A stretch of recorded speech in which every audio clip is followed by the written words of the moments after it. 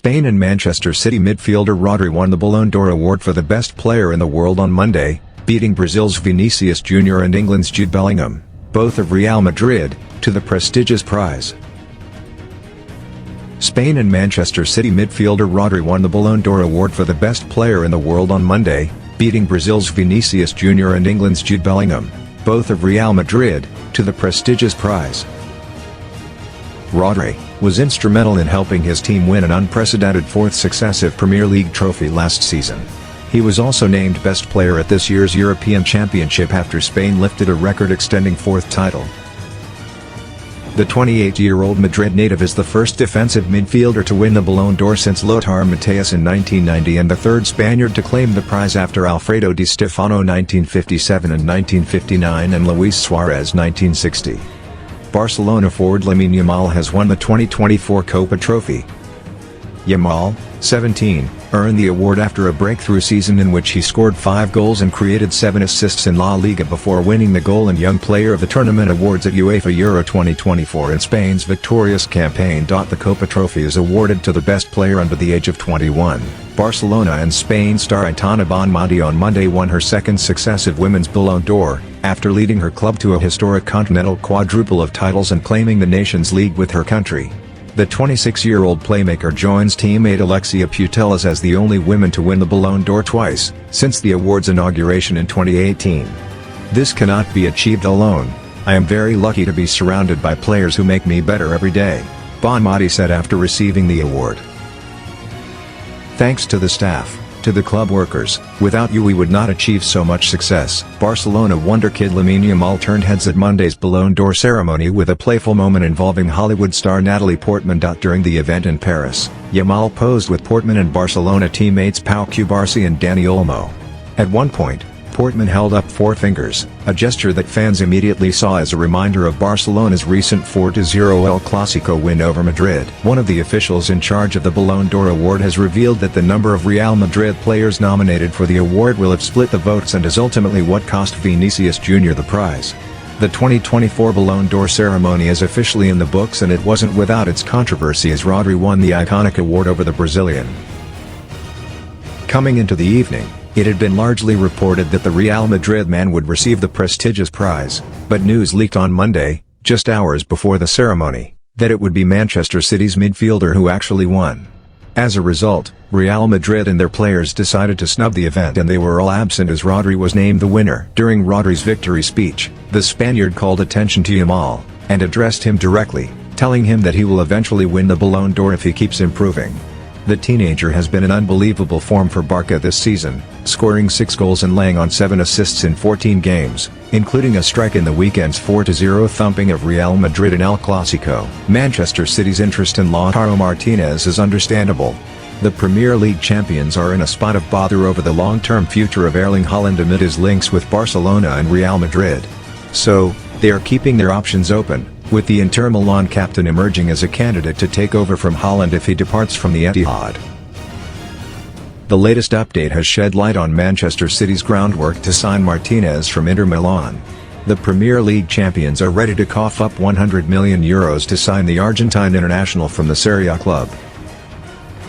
It is unclear if €100 million will do the trick and convince Inter Milan to part ways with Martinez.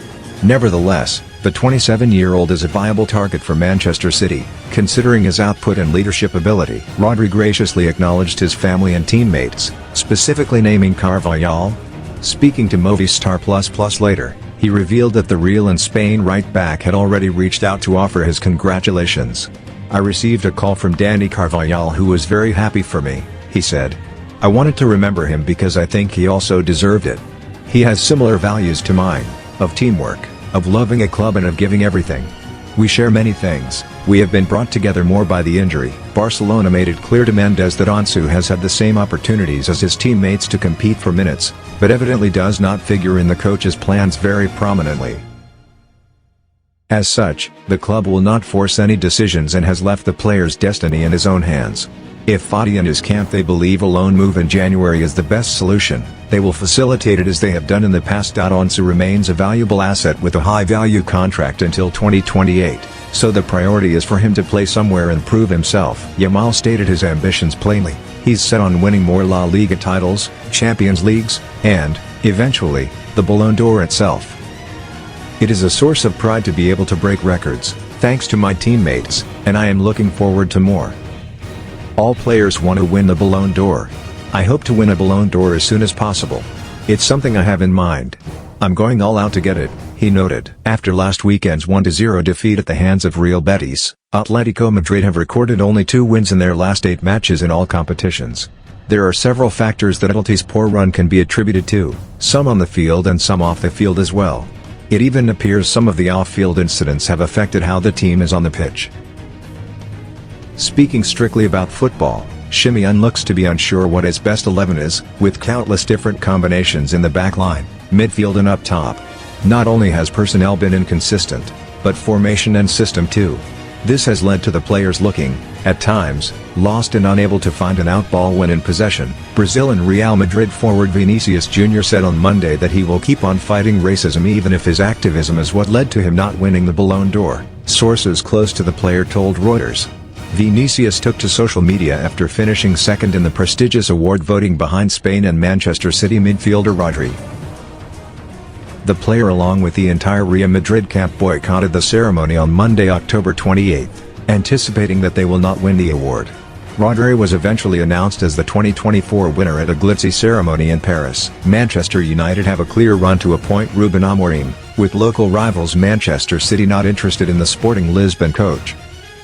Amorim has been linked with succeeding Pep Guardiola at City, principally because sporting director of football, Hugo Viana, is taking over from Chiqui Begiristain at the Etihad at the end of the season. According to Sky Germany, Bayern Munich defender Josip Stanisic has suffered a setback on his return from injury. However, after remaining in Bavaria, Stanisic was unable to reignite his Bayern career, suffering a torn lateral knee ligament after his first appearance back in a Bayern shirt.